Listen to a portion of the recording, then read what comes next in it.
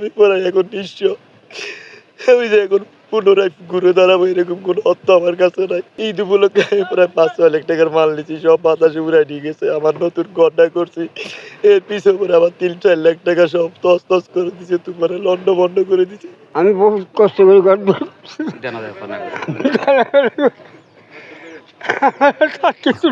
আরম্ভ হওয়ার সাথে সাথে ঘরগুলি উয়াইলই চলে যাওয়ার সাথে সাথে আমাদের মালামাল যা আছিল সব মাল লয়ে গেছে। কেউ গরু বিক্রি করে, কেউ সুদূর টাকা নিয়ে ব্যবসাটা নতুন বছরে শুরু করছে।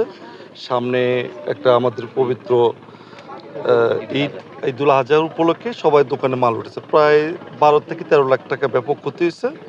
আর বেশিরভাগ এখানে সবাই অসহায়। প্রায় 4 থেকে 5টা দোকান ক্ষয়ক্ষতি হয়েছে।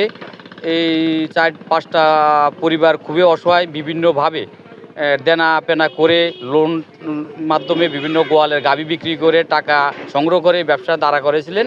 আমাদের এই মাছঘাটের সকল ব্যবসায়ীদেরকে যেন আর্থিক সহযোগিতা করেন,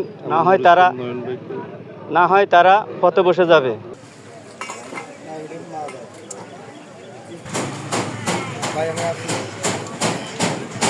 আমি আসছি, আমি কথা বলবো।